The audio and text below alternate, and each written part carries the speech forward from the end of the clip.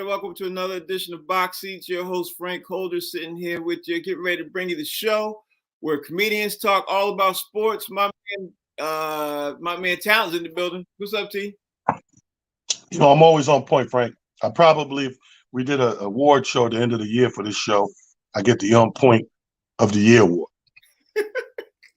Don't you think? Don't you agree? I'm the one that was always on point. I can't disagree. You'll get the on point and you get the analogy of the year award. You'll get the spot on jokes of the year award. You'll get the cracker with the hit. Like you'll clean up. Merchandise year of the award. Come on, man. Yeah. Oh, the merchandise year of the award. I'll be like 8 nominations. Yeah. You definitely clean up on that side. My man Mike Sean is in the building. Mike, what's happening, bro? How you doing? What's good? Yeah. Talent definitely gets the Grammy for merchandise. He definitely gets the Grammy. But hold up, Mike. Mike, you get the microphone of the year award. Oh, well, thank you. Hands down. It's not even close. Oh! He also gets the mumble of the year award too. The way he mumbles. The mumble rebuttal. Yeah, the mumble. That'd be called the award. Be the mumble award. Goes to. He definitely get that one, no doubt about it. Hey, y'all are watching Box Seats. Thank you all for supporting the show. I really want to continue on. Thank you all. Continue on. Like the usual suspects, always tune in and support us. Where's Big at?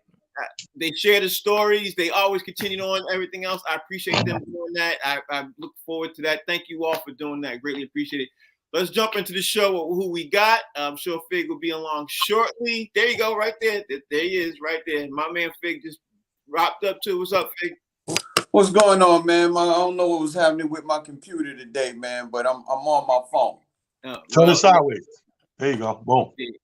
All right, so first thing is, man, I don't know if you guys saw this, but it was strange to me because I didn't see this anywhere on the big news stories this whole weekend, and I watched a lot of sports this weekend, but I saw maybe 2 or 3 spots.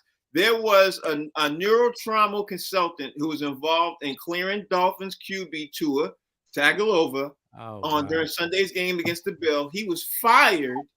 He was fired after he made several mistakes in his evaluation, and according to ESPN and multiple reports, I didn't see it on the Sunday news reports. I watched a lot of Sunday football. Nobody talked about this. There's a lot of other stuff we're going to jump into about the games and everything else.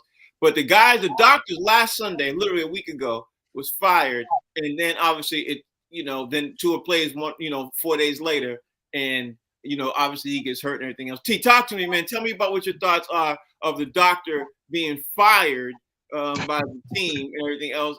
And now we act like it never even happened, bro. It never even happened. Well, first of all, let me put reminder somewhere in the show when we hit the NBA. Remind me about my juicy rumor I just got. This guy, you knew what did we say last week? We knew heads were going to roll. We knew lawsuit was coming. All these things was pinned in, and we knew whenever there's a looming lawsuit, heads got to roll early to minimize the damage of this lawsuit. So this guy, they had to have a scapegoat, and who better? This is a medical situation. Who better than the doctor? You can't give it to the coaches and all that. I mean, they're gonna get a little bit of it, but the major shit got to go to the people who diagnose what's going on and give you, that final diagnosis. So that's the end all be all. Whether he goes back to play or sit out further with protocol. So they grabbed the doctor because you're the guy that told the guy he's good to go. Yeah, it's no concussion. It's this, it's that, it's third, which is all wrong. Yeah, what this remind me of? I think he might not be a real doctor. This remind me of that. You see that person that was doing the sign language at the press conference and couldn't find out it was all wrong mumbo jumbo. This what this is. Remember that? Wasn't even a sign person. I remember that. Without a doubt. Fig, do you think the Tua is going to end up suing? I think he's going to end up suing. Do you think Tua got a lawsuit in his hands? Hey, listen, man. It's a slippery slope when you have doctors being paid by the teams, and the team's main focus is to make money and to keep the player on the field. And, the doctors don't always act in the best interest of the player because they're being paid by the team. So yeah, if you misdiagnosed this dude and he went back out there and got re-injured and stuff like that, yeah, I think he has a big lawsuit. And let me just tell you this, he ain't gonna get no big contract after this, so he better file a lawsuit. Yeah, it's Mike. It's a sad day when what we see was happening unfold. Tua literally hit his head twice and everything else. And then I don't know if the NFL strong armed the media outlets, but it's a sad day when we ain't talking about it. And it wasn't all over the place like it should have been on Sunday before the games. What's your take, Mike? Yeah, of course, because the NFL wants their stars on the field. And this doctor got fired and basically got fired because he was repping for the NFL. Right. That's what happened. Like, we all saw Tua, and we all knew as regular dudes, as regular guys, we were like, he's concussed. Like, he shouldn't be out on the field. And then they brought him back. Yeah. 7 days later, and we're sitting there going like, he shouldn't be playing. Right. So a doctor was the person that literally got fired, but that's not the person. That's the problem. It's the NFL that's the problem. Right. The NFL is the problem. It was an outside consultant who ended up, getting fired and everything else. And I think that, listen, I know there's going to be a lot more to this and everything else, but let's continue on moving on with the rest of the stories. Man, T, I know you're very, very happy this morning because the biggest upset of the weekend has got to be the New York Jets upsetting the Steelers. I'm going to go on record right now and saying, you know what, T? I watched a little bit of that game, and I got to say, I think the Jets finally have their QB. I got to say, I was impressed with their Jets QB, and I also going to say, I'm going to go on record now and say that the Jets are going to get a couple of other surprise wins during the season too. They're going to surprise a couple of other people. If y'all ain't ready for the Jets, boy, y'all better be ready because their defense played phenomenal. Their QB is playing and I like how you drinking that yeah, I told you drinking that tea you know what, T? You already know this is old news to me, new news to y'all. I think everybody in this show owes me like $20 to $100. I got to go back and look at the tapes because everybody this past week was talking greasy to me. Everybody. This Pittsburgh, you crazy, you wild. T love the Jets. But where's my poncho? I'm gonna find that poncho, bro. Because I'm gonna respect my team. Let me tell you something. And Frankie, right on the quarterback being back. He showed some great, important strides in it. Whenever the game was on the line, it was like a hard third down, or you needed that first or that score. Brother was doing so. I'm gonna tell you right now, if my TV wasn't in 4K, I would have thought he was a black dude. but my TV clearly shows there was a white guy. You know what?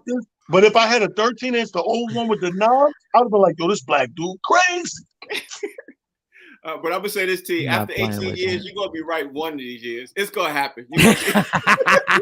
Facts. Facts on facts. You're going to get it sooner or later. Yo, but I'll say this, Big. Kenny Pickett, he came in also for the Pittsburgh Steelers. Even though he got a couple of interceptions and everything else, Pittsburgh didn't look that bad after a while, but they just got trumped by a better team. And ultimately, the Jets played ball. What you think about the Jets upsetting the Steelers, Fig? What's your thoughts? It was surprising. Well, you know what? It was surprising because I'll tell you why. The Steelers look horrible. You know what I mean? Mm-hmm. The Steelers just don't look like themselves. I mean, I think they may have lost every game this year. Do they have a win? They have one win, right? Yeah, got one win.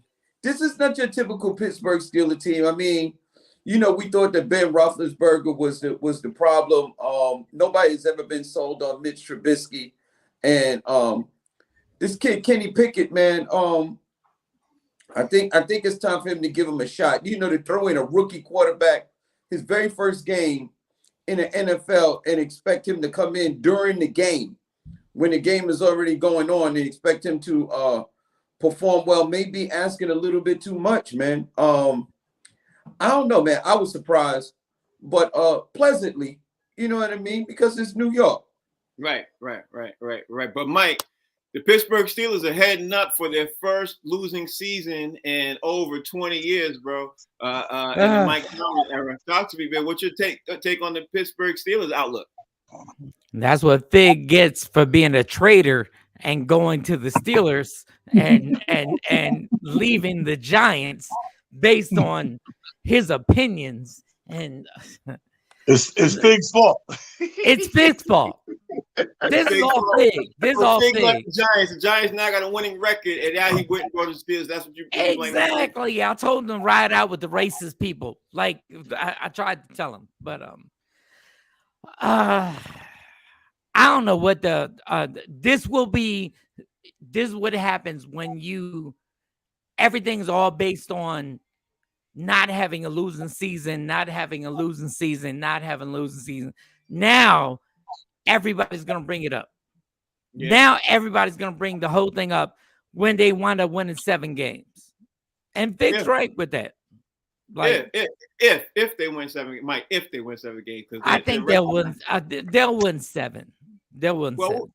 I hope so, but I'm right now I'm kind of shaky on that one. But let me move on with T. Let me move on. The other game of the week that I gotta say, for the record, I thought the Bills was gonna blow out the Ravens. I was wrong about that. T, you was absolutely right. You said it was gonna be a tight game. You said in the tight game, the Bills was going to end up beating the Ravens by a field goal. Boy, if you had put that down in writing and sent it to the Vegas, you would have gone ding, ding, ding. I don't know how much you would have got for $1,000. Can you hear the hate mumbling? The mumbler is here. But I told you, Frank. I told you because I told you 2 games that turned out to be accurate like that. Even the Saints game. I told you, don't bet against Minnesota.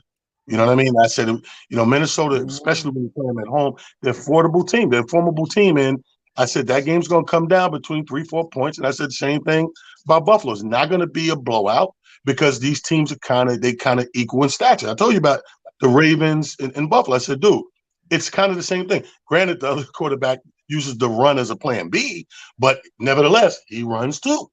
You know what I mean? Talk to me about that last play when the Ravens was literally had 4th down. They were 4th and goal. They had 3 minutes to go, some change, and they decided to go for it. Tell me what your thoughts were at the time, because you had to think at that time, okay, Buffalo is getting ready to win this game. You had to think that. I mean, Baltimore's going to win. Baltimore, yeah, but they didn't take the field goal because of the confidence. Hey, here's the thing: if you have the type of confidence. They're living off legacy and not exactly where they are today. They was living off of that defensive legacy. In their mind, whatever way, whether we get the 3 or score or not, either way, we're going to stop them this next possession and still win because we are the Baltimore Ravens. That didn't happen. You should have took the 3. In hindsight, we all going to think that now because it's easy to Monday morning quarterback. But in the height, your coach says, you know what? This is who we are. We built on this. We're going to do this because if we make it, great, game over. If we don't make it, we're going to stop them anyway because we're Baltimore. And Baltimore's defense has not been the stellar type of defense we know it to be. It's sporadic.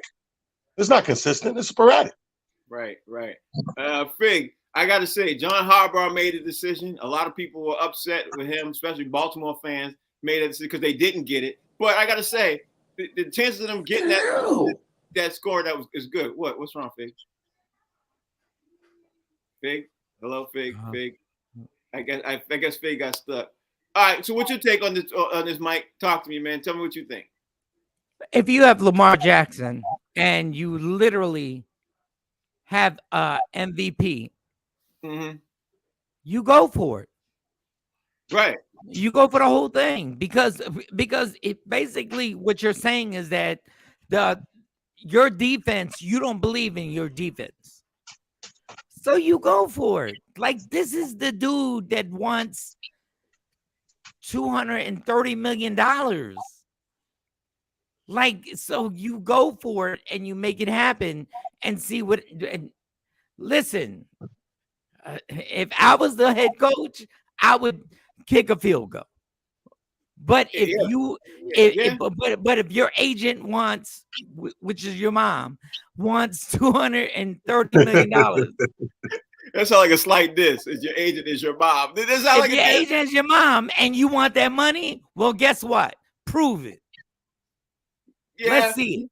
They can't bring that, but the crazy thing is they can't even bring that back up because he kept them in the game. But I'm gonna say this right now for the record: Baltimore has lost 2 games. The 2 games they lost, they were up by 17 or more, and they lost 2 games so far this season. And I think who was the quarterback? Who was the quarterback? Right, Lamar's the quarterback, but I think that they're gonna end up Okay. trying to use that against him before they pay him his money, which is gonna be a sad That's thing. why I said sign the contract early. You should have signed the contract. It wasn't his fault, though. It wasn't his fault. It wasn't his fault. at all. Oh, okay. All right. It wasn't his fault. During the negotiations, when we're negotiating, doing the negotiations, we're gonna sit there and we're gonna, you know who we're gonna blame for losing? Him.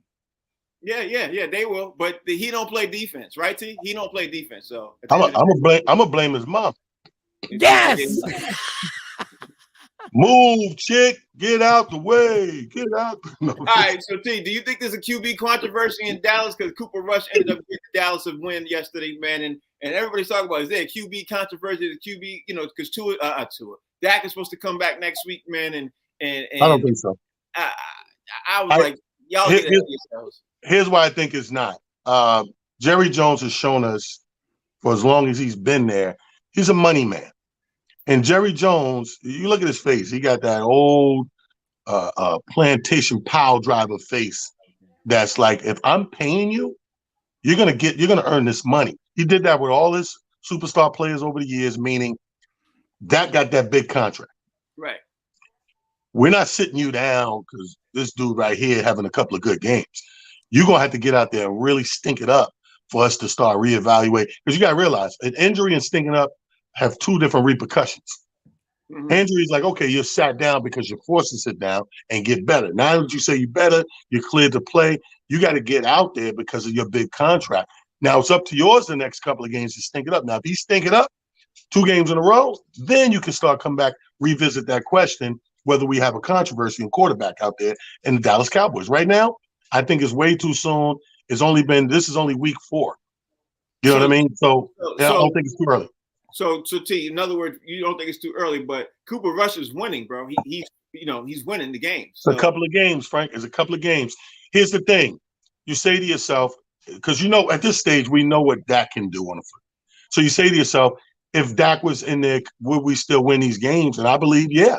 So but if you believe, yeah, it's not a controversy. You're going to put him back into the pocket. Now, if you believe, whoa, Cooper did some things that can't do, that's the only way you create controversy, not just the win, how you win. Okay, let me ask the guy who's been in Dallas for years. I know he got a lot of friends who are Dallas Cowboys fans. Let me ask you, Mike, do you think Cooper Rush is the answer right now? And then do you take him out as soon as Dak Prescott comes back, or you let him keep riding until he loses? It's so funny because Dak got his job based on this. Right. He got his whole job based on Tony Romo getting hurt during preseason, and they wouldn't let Tony Romo get back in. Yes, it's a problem because the one thing the Cowboys want is that white dude to be the star of the team. And they wouldn't let Tony. And right now we're watching, like, and Talent made a good point. If Dak comes back in, they're going to give him a chance to come back in. They're going to give him a chance. But if I've already won 3 or 4 games, exactly how Dak won 3 or 4 games, and they wouldn't let Tony Romo back in, it's a problem. It's going to be a problem. I can't disagree with that problem. Fig, what's your take? Do you think there's a QB controversy in Dallas? And do you think they keep Cooper Rush in until he loses? What you think? Well, if they keep Cooper Rush in until he loses, that'll be next week. They got the Rams, and then I think the Eagles is their next lineup. Yep. But Big, what if he wins? What if he wins? What if he wins? Okay, Mike, what if we hit the lottery? Let's focus on what we got going on. No, but if he It's a wins, good question. if he It's beats a good if question. he beats the Rams, Okay, all right. It's a good question. All right, it's a good question. If he wins, what happens? Do they keep him in? Jerry is still paying Dak millions of dollars. He's not paying Dak millions of dollars to sit on the bench. So by reason of economics, they're gonna give Dak another shot. You understand what I'm saying? If he goes in and stinks it up, then they probably gonna put Cooper Rush in there. But guess what? If I'm Dak, I'm gonna be injured for at least the next 2 weeks because that's the roughest part of Dallas season coming up. These next 2 games, it's some serious games coming up. They got the Rams and I believe the Eagles. I don't want to come back after Cooper Rush done won all like the last 4 games. I don't want to come back facing these two teams fresh off an injury. That's not when I want to come back if I'm Dak. I'm Dak, I need another 2 weeks. See how Cooper does when he meets a team that can really beat them, that beat the dog crap out of them, and then see how the fans and Jerry Jones is feeling about Cooper then. But my thing is, Fig, what if he were to win these games? It might be a Like, great what point. do you do? It might happen, but let's keep it pushing because I don't want to talk about Dak for 3 hours either. T, let me ask you this, bro. Do you think the Kansas City Chiefs, by defeating the Tampa Bay Bucks last night, do you think they sent out a message to the league saying, hey, we ain't go nowhere, even though a lot of people have wrote them off? Because Kansas City defeated Tampa Bay in Tampa Bay last night in a huge fast. Like, they gave them an ass whooping that you don't normally see, even though Tampa Bay did end up coming back late. I think they just let up off the gas pedal. They could have put up more points. What's your take on Kansas City defeating Tampa Bay? T. You're on mute, T. Hold on. There you go. That was some of the most exciting 3 quarters to watch. Mm-hmm. And I say 3 quarters because after 3 quarters, it was pretty much like, you know, you could scratch and claw all you want, but they were just firing on all cylinders, man. It was a very, very high octane game. I tell you, I watched a lot of games yesterday. That was the games where they were moving and hitting the hardest. I mean, the KC was there. I don't know what kind of Gatorade they ordered this week, but them dudes came out from the gate. We gonna win. They were gonna will it to win either way. And then you got the 2 quarterbacks trying to sling at each other. But let's face it, man. They plugged so many holes. When they were talking about all the holes they plugged in Kansas City to get back to where they are right now, it's a no-brainer. Like, Tampa Bay would have to be not only on their A game, everyone would have to be 100% healthy and on the same page with Brady, especially on the offense. Defense was okay, but it wasn't stopping no points. Somebody throw 50 points on you, bro. That count. Yeah, it really does. Fig, talk to me. What was your take on looking at Kansas City? They didn't look like they missed Tyreek Hill to me. What was your take? I thought it was a passing of the baton without that little snafu in the 4th quarter with Patrick Mahomes threw the interception. Except for the 4th quarter, it was a blowout. The game was pretty much over at halftime. You know what I mean? Kansas City went on the run, and people were talking about it. It felt like that Patrick Mahomes had a chip on his shoulder this year, and he was going to get some get back. I mean, I'm sure he remembered what Tom Brady and them did to him in the Super Bowl when most of their team was injured, and he was like, "Yo, they didn't take it easy on me, so I'm not taking it easy on them." He put them numbers up, and I think he's capable of doing that. The one thing that I think is happening now, we're in the 4th. That was the 4th game of the season. I think Patrick Mahomes is getting used to the offensive, not offensive system because he's been there, but getting used to being able to play with different players and distribute the ball to different players because Tyreek Hill is not there. They're not going to go for, just the bomb and beat you, just like that, like have Tyreek Hill as your outlet. He's distributing the ball. He's taking his time and methodically going down the field. And I think we're going to see a different Kansas City going forward. Yeah. Mike, what was your take looking at did Kansas City put a lot of people on the nose last night? Because they played some of the best ball I've seen in a long time, bro. No, they did a great job. Tom Brady's ex-wife or wife is sitting there laughing, saying, "I told you to keep your ass home." She's sitting there looking at him like, "This is why I told you to stay home."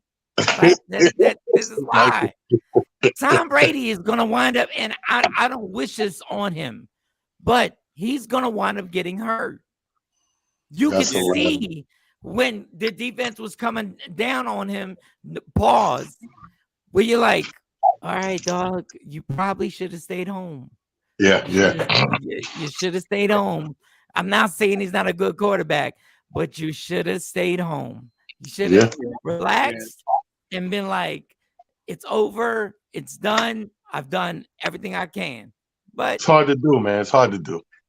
That's like going to a comedy club and the show, the energy in the audience is great, and not asking for 5 minutes. Yeah. So, Talent, in other news, the Green Bay Packers ended up literally going to overtime with the New England Patriots. To me, it was an excellent game.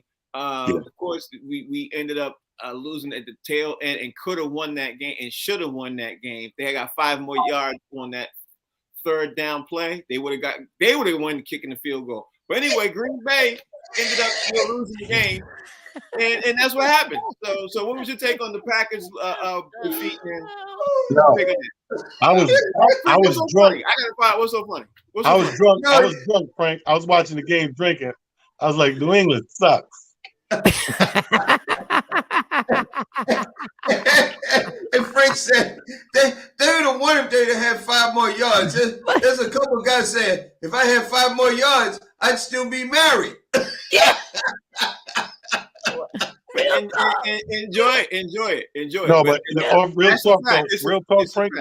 I got to say this though. You know, it was the first time I really looked, beginning to end, at the New England Patriots, and we all know that Bill Belichick comes from a defensive background. He got the D popping though. Yeah, he got the D popping. Them boys had to work hard for every point in that game. That wasn't if you didn't watch the game, it just looked like, oh, it's 24, 26. Well, if you watched the game, you was like, yo, they was on them receivers. They was hitting, man. They was getting, to the backfield, pressuring. The defense, you can't say nothing bad about the defense. Now, the offense, we know, the quarterback situation and stuff like that. But other than that, man, you're not as bad as I thought you were. If Mac Jones had played, they would have won that game. You know what I mean?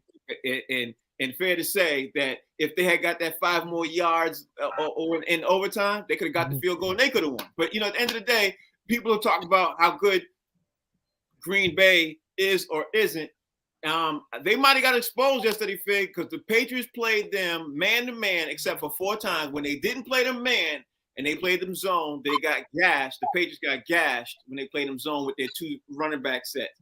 Do you think the Packers got exposed yesterday or not? What's your take? Well, we knew the Packers were who the Packers were from the beginning when they lost Devontae Adams. We knew that they weren't going to be the same. You lose a number 1 receiver, and then you got a bunch of young receivers that you need to throw to. It's not going to be the same. We knew the Packers were going to be a less. We felt that they were going to be a lesser team anyway. Let's not cast aside what Bill Belichick has the capability of doing on defense. Everybody is not going to be able to do that to the Packers. Here's what these teams are going to do. The Packers, the Patriots, and there's another team, I think. Oh, the Tampa Bay Bucks. They're going to beat the teams that they're supposed to beat. And everybody else is going to be a difficult ride. Because they're that good and they have that much, in the can that they're going to be able to beat the mediocre teams, the middle of the ground teams. But when you reach the higher echelon of teams, they're going to lose. It's as simple as that. Mike, Sean, what was your take on Green Bay's play yesterday? Because, do you think that Aaron Rodgers got exposed yesterday by playing man? With them playing man instead of zone? What's your take on that game? How did Aaron Rodgers get exposed? He won. I'm explaining to you. Because they were playing when they played man. Okay, right? I don't care. I don't care if they were playing man. If they were playing, you want to answer it?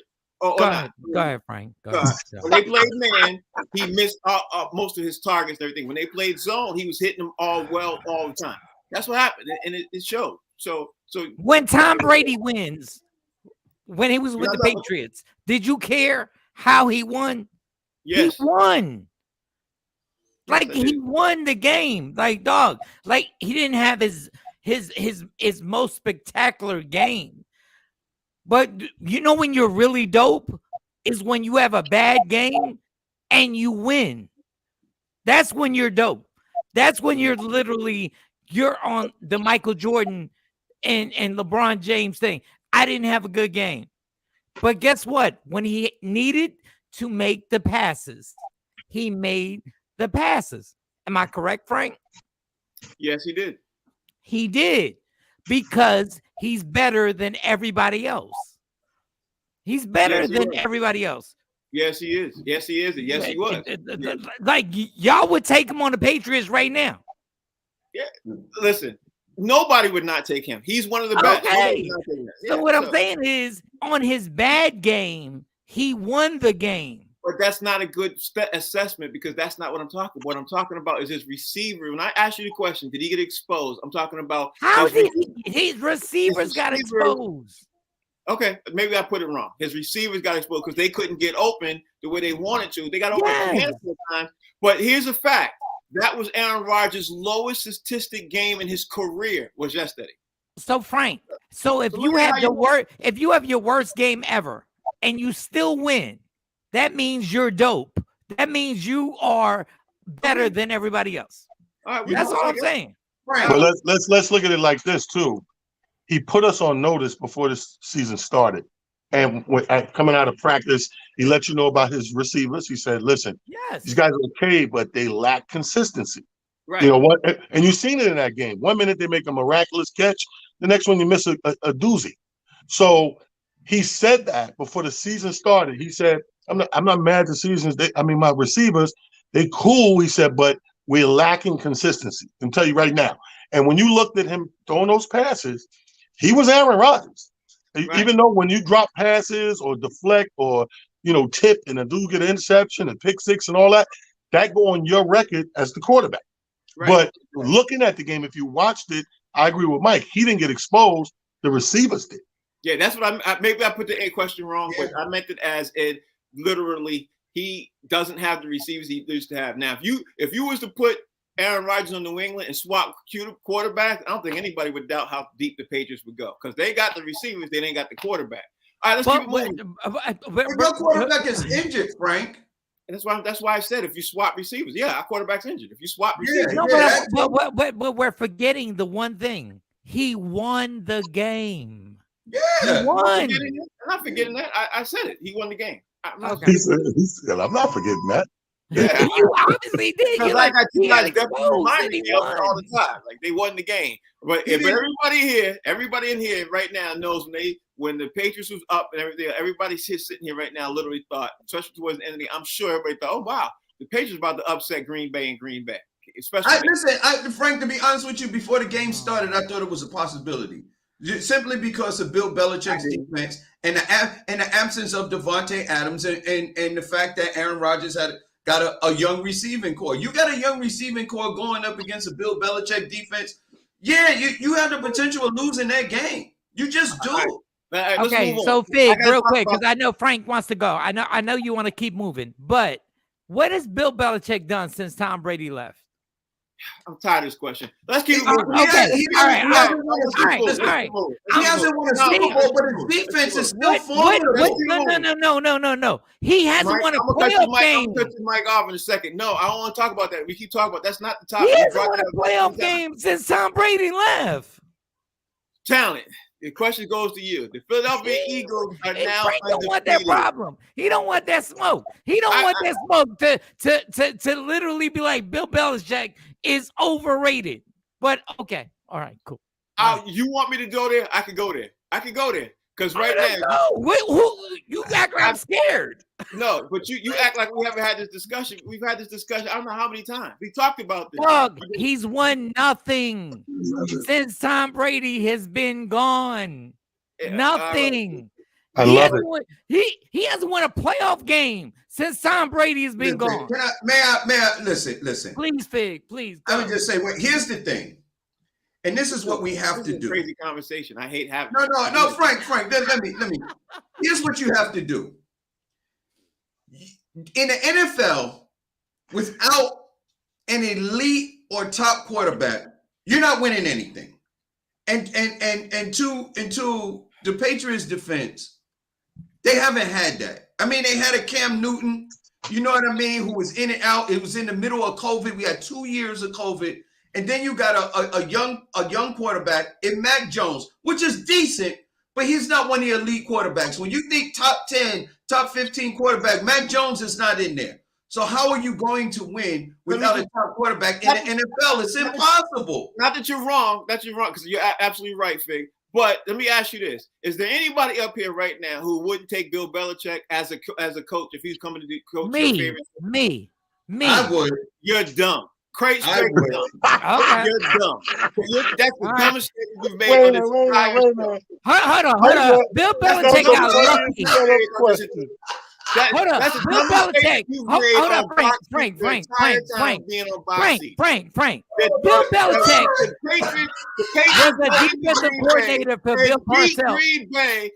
And beat Green Bay defensively. They didn't win the game, but they go into Lambeau Field and almost win that game with the coach and a third string quarterback. You're telling me you wouldn't take Bill Belichick? You just no. Not now. First of all, Frank, let me finish. In his prime, yes. Bill Belichick is not in his prime right now. Like everybody else. There's a certain point. We're going to circle back at the end of the season. We're going to circle back at the end of the season and revisit that because the Patriots have been in the playoffs every year without Tom Brady, and they're getting better. And what did they do, Frank? And they're getting better every year. They're not what did they do? Who goes, Mike? Who goes from one Super Bowl quarterback to another Super Bowl quarterback ever? The Giants did. Who?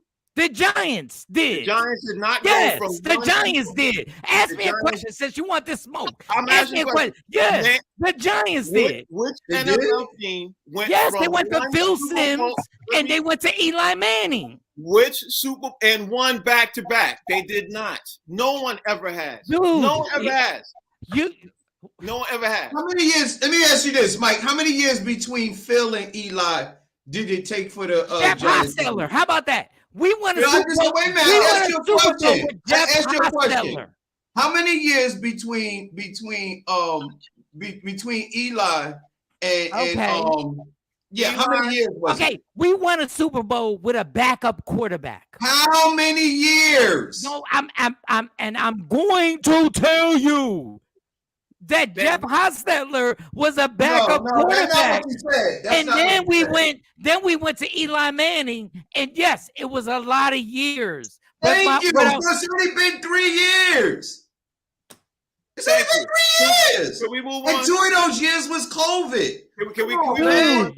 And he had his backup quarterback, and Bill Belichick was and got overtaken. And Mike, Jimmy G. I'm sorry, Mike. I'm sorry. All right, so I want to talk about the Eagles. I apologize. We got to give the Eagles some shine because the Eagles are the are the only undefeated team in the league right now. They're 4-0, and I want to give them some shine. I'm not an Eagles fan at all, but there are people who watch this who are Eagles fans. I got to give them some shine. The Eagles right now are playing phenomenal football on all sides of the ball, and the NFL is making sure that people, I shouldn't even say this, but the sports media is not talking about the Eagles the way they should be right now. So, T, what's your take on the Eagles being undefeated right now? Because they are balling. Their defense is phenomenal. What's your take, Mike? I don't know. You're not let me tell you why I don't know. Because the beginning of that game showed me a different Eagle team. Mm-hmm. There's no way Jacksonville dropped 14 zip on them and get out the gate like that. So the fact that they were vulnerable in that first half like that and had to fight their way back before, I mean, if you look at the end result, it looks great. But if you watch the game, I thought there was a super dominant team coming in. You know, I had them at the top of the NFC. Okay. They people were talking about they're the best team in the NFC. Okay, argumentative, you know what I mean? You got a case. And then the first half of that game, I'm like, like Big always say, they are who we thought they are. So I don't think they the super team everybody thought they was. The game ended up being a good game overall, but again, it's Jacksonville. So you're not impressed with the Eagles 4-0 start? Is that what you say going on record by saying that? Nah, I'm impressed with 3-0, 4 questionable asterisks. What? Okay, all right. I'm shocked by you saying that, T. I'm shocked by you saying that, Fig. I'm gonna ask I you, apologize for shocking you too. are you impressed with the Eagles 4-0 start right now, or is it a mirage? What's your take? You know, I'm impressed because people wrote off Jalen Hurts. Right. They said he wasn't that good, and they wrote him off.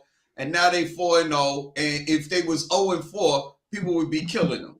So let's get that brother his flowers, man. And yesterday was this another monsoon game? It was another monsoon. I mean, it was wet football. They was slipping and sliding. I was like, yo, man, I thought I was watching a commercial where they was advertising a slip and slide in the summertime for kids, because they was all over the place. But here's the thing.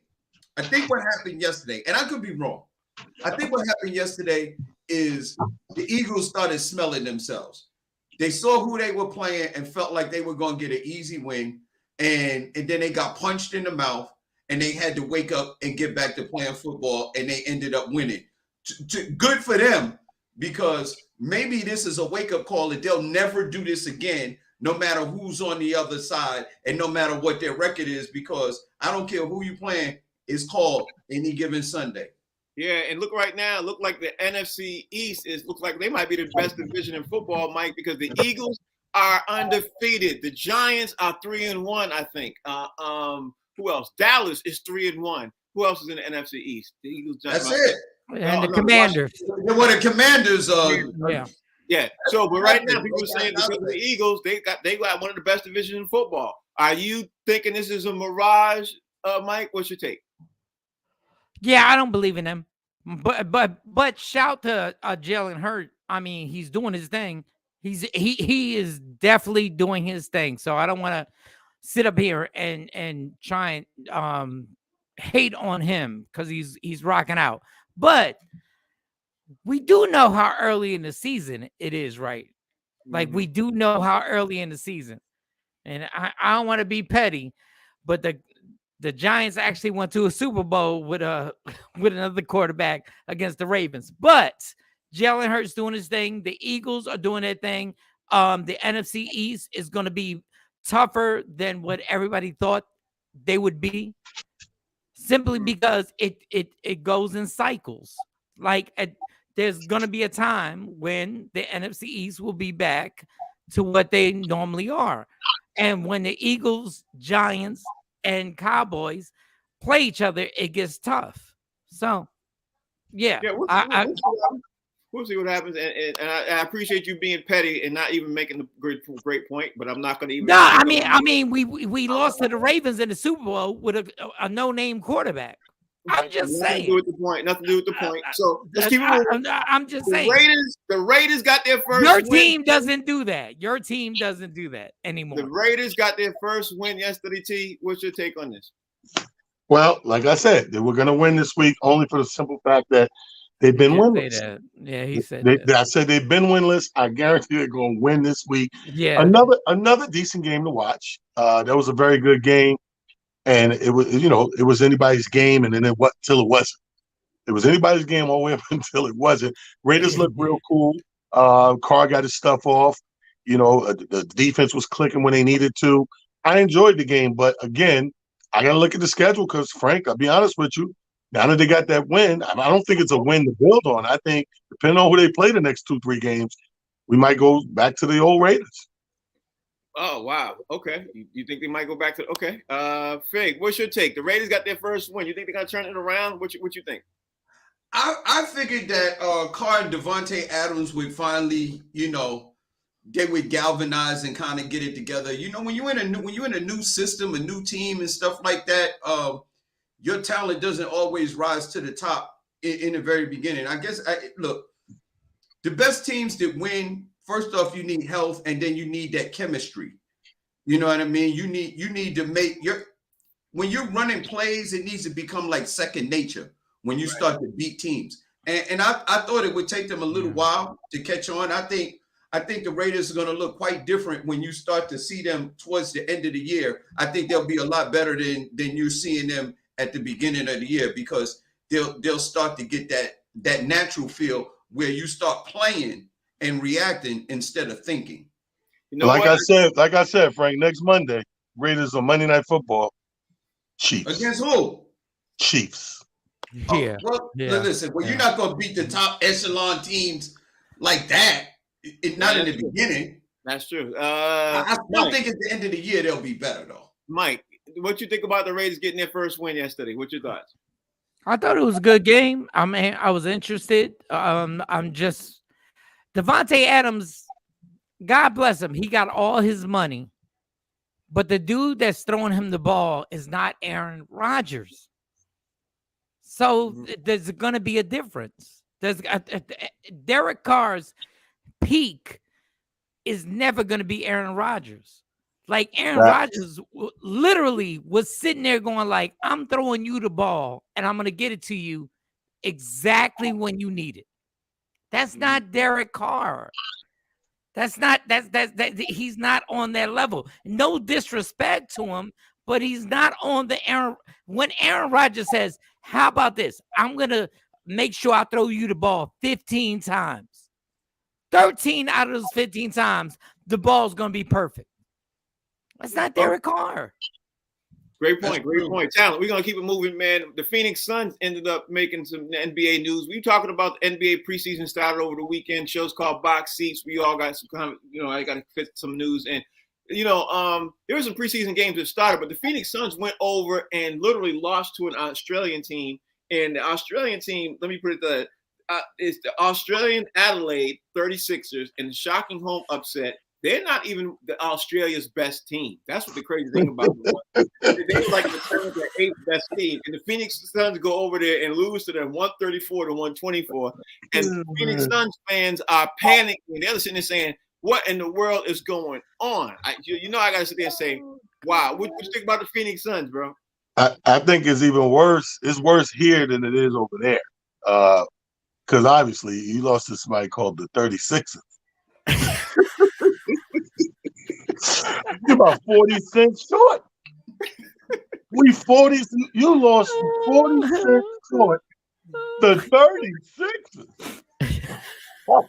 That's like going over there and losing to the Lakers. You lost to the Lakers. It's worse in America because we know we grew up with the 76ers forever. When you come home, who you lose to? The 36ers. What did they have? 36 players? Yo, that's great. First of all, I don't really waste my time and energy on the hype because one thing I know is Americans move a certain way. We're very Americanized, I like to say. And like we're so cocky with it, bro. We don't even count stuff like that. Right. Like they literally are doing what they're gonna do, exhibition this, preseason this. They could care less. Like that's that American swag. So I think we can't really judge them by this loss. I mean, the 36. Yeah. But I think the loss, you're gonna take it on the chin and keep it moving, keep it pushing. Don't look at this as an indication of what Phoenix is for the season. Okay, Fig, why are we panicking? The Phoenix Suns fans panicking too soon? Listen, man. You're an NBA team. You was the number one team in the NBA last year, and you go over to Australia and you lose to the 36ers. When I heard 36ers, I thought it was an all-female team. 36, 24, 36. I want to win in hand. First of all, man. It's 36 players. I swear to you, Frank. I swear to you. People never count this. Your mentality has to be dialed in, and it has to match your talent and your effort in order to be able to win a game when you're playing against other teams that are dialed in and they're trying to beat you. If you let go for 1 minute, you can be beat. And that's what I keep talking about, man. I don't like this thing with Sarver. I don't like the way it's going, and I don't think Phoenix is going to be the same this year. I just don't. I think that's a major cloud over that organization. That's And a I good think that point. they're not. I don't think they're going to do good. The Clippers didn't do good the year that You're gonna be good either. their owner had their owner sold the team. They didn't Yeah. do good that year. I think it's a major cloud over the team. Yeah, I think so too. Mike, Sean, do you think we're panicking too early because it's only the first preseason game and it doesn't even really count as a preseason game? What do you think? I'm gonna say this, and everybody's gonna laugh. When I tell you the Lakers are gonna do better than the Suns this year, this season, like way better. Like the Lakers will be a top 5 team, and the Suns may not make the playoffs. And I think Fig made a good point. When you have that much drama going on in your organization, it's just hard to fight. It's hard to fight it because Monty Williams is a great coach, but he knows the stress that's going on in the organization right now. Like he knows what's going on. Chris Paul's getting old. Well, not getting old. He is old. He's old. Yeah. Yeah, and they're gonna have to deal with the dilemma of trying to fight off all this stuff that we know that are facts. So I promise you, the Lakers will be a top 5 team, and the Suns may not make the playoffs. And Devin Booker, I'll give you another hot take. Devin Booker is gonna want out. Well, before we roll up out of here, I gotta mention baseball. Baseball getting ready to start. The brackets and everything. I want to ask all y'all up here right now. Anybody could jump in. Anybody could chime in. Do you think we're going to see a Subway Series between the Yankees and the Mets right now? T, you think so? I wish. It looked like it. If everything stays on track, barring injuries and people missing games, it looks like we definitely more than likely could be headed, that way. I think so on my end. You know what I mean? Hey, do you think we're gonna see a Subway Series? Because the Mets didn't do too good this past weekend, bro. They lost this. No, I think. Look, once you make the playoffs, you know what I mean. I think it's maybe they had a mental lapse. You know what I mean. They made it. You know what I mean. They're in. There's no way they're not going to make the playoffs and stuff like that. You start gearing up for the postseason as opposed to the regular season. So maybe they had a mental drop off and they'll pick it back up. But I think it's a strong possibility. Mm-hmm. It's happened before. Mike, what you think? It could happen, but what I mean, could it really it's only happened one time in history that the Subway Series actually happened in the World Series. So I hope it does happen. I'm a Met fan, so I hope it does happen. I would love them to play each other. I want to backtrack on the Phoenix Suns and just add one more piece. Remember, DeAndre Ayton and Monty Williams hasn't gotten together yet either. So that's something else they got working against them. The NBA preseason, I want to throw this out there, got underway. I want to see how everything unfolds and everything else. Shout out to my Celtics. They got 43 team assists. They were up by 45 yesterday. Against who, Brad? Huh? Against who? Who did they play? Charlotte. The 46ers. Wow. The 46ers. That team was way better than the other teams. They played Charlotte Hornets, and it wasn't impressive because that's not what impressed me. The other thing that impressed me is the way that they're playing small ball. Malcolm Brogdon, I'm telling you, remember I said it now. I saw the difference immediately. I said it. What do you mean you said it? I said it. Okay, I didn't say you didn't say it. I didn't say you didn't say it. I'm saying I said it. I said it. I said Malcolm Brogdon is going to be a huge addition because they're playing small ball, and these boys are sharing the ball better than I've seen ever. So it'd be interesting how they do it. So, okay, Frank, I just want to ask you this. So what has to happen? How long does Bill Belichick stay as the coach as the Patriots? Like what? No, you ask that all the time. We forget that. I never get an answer. He don't want to answer, so leave him alone. Listen, here's the thing. Let's stay on Boston, right? So my room, I promised from the beginning of the show. It's going. It's dirt.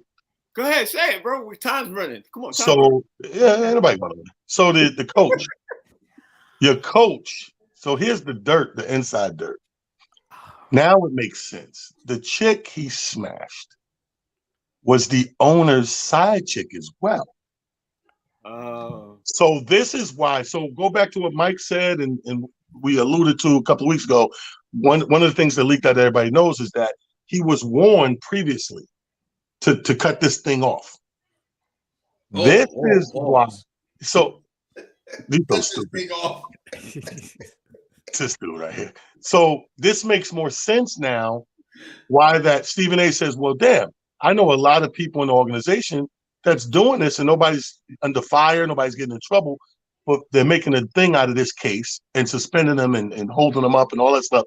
Makes so much sense now because the chick, even though she married and all of that, this is his side chick that he was dealing with in the off season last summer. Now this July when he gets busted, and they're like, listen, chill out.